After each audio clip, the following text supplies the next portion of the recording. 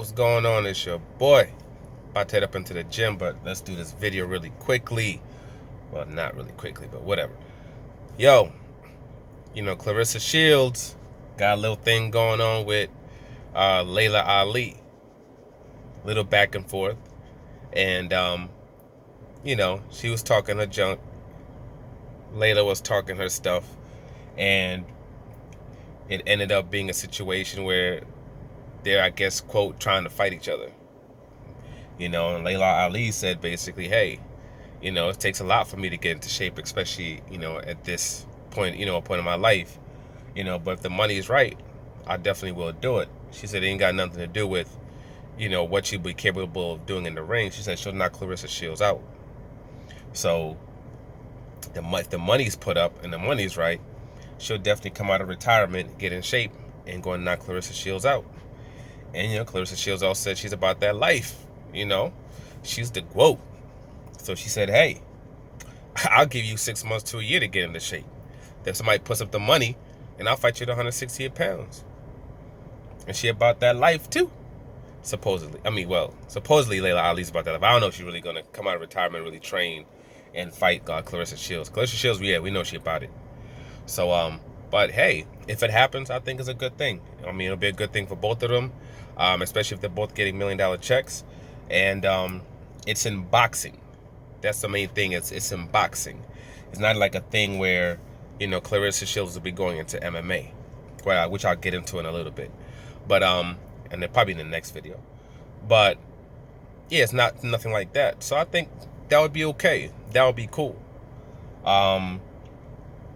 What I think happens in that fight, hey, at the end of the day, Claressa Shields is a decorated amateur. We've seen what she's done in less than 10 fights.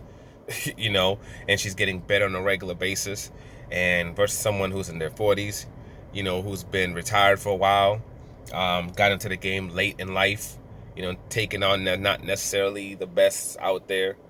You put them together, I think it's a situation where Claressa Shields is going to hurt somebody, and that person's going to be Leila Ali. But if that's something that's not going to happen, I think she should actually drop lower in weight. I think for 2020, what she should try to do is, Cecilia Brækhus, I guess, is moving down in weight, they say, supposedly, and dropping her belts. Obviously, if she was moving down in weight, she'd be dropping her belts. If she does that, I think, what Claressa Shields should do is go down and collect all those belts. I think, even when we've seen how she looks at 168, when she drops even at 154, she still has a lot of glycogen in her. She still has a lot of water weight on her. She still has a lot of fat on her. So, as far as boxing is concerned, normal people wise, no, she's fine. But boxing wise, she can go a long way. Look at some of the opponents. You know what's a good example? Look at the Conor McGregor versus Cowboy Cerrone weigh-in. Look at how full Conor McGregor looks. His body looks all full. His face looks all full. He got a beach body. He basically looked like he tightened up in the last week or so and got himself a nice little beach body. Look at Cowboy Cerrone. Cowboy Cerrone, you can see the striations on him.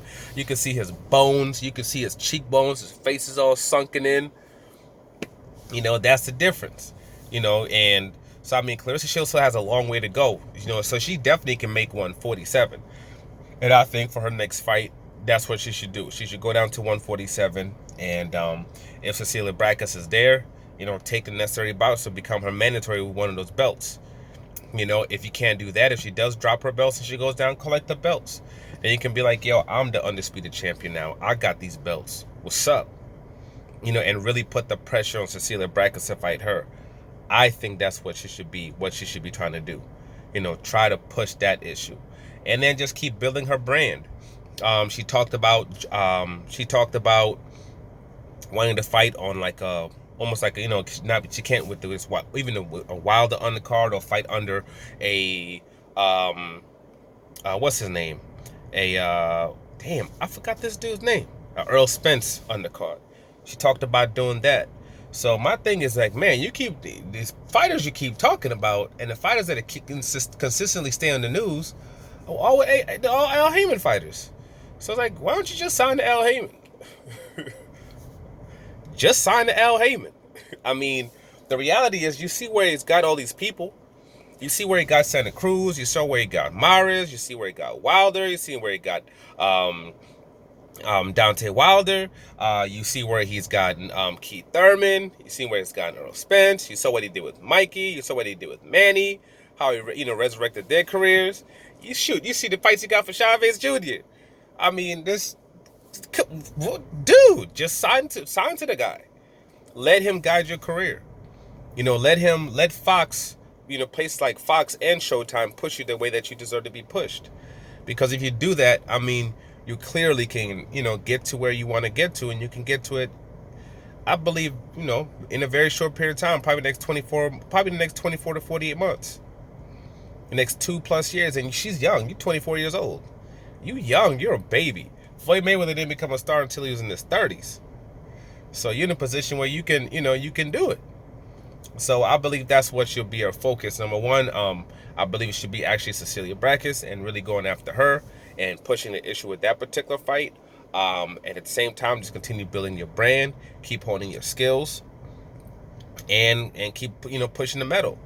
And just be patient, and you'll get to where you want to get to. But as far as Laila Ali is concerned, hey man, if somebody's willing to pull up that money, and ironically, you sign Al Heyman, get a couple more, get some, even if you're a headliner or if you're just an undercard, a fight right before the main event, the more you're able to get into these events, the more you're talking, basically pushing the same road that Earl Spence took and the same road that Deontay Wilder took.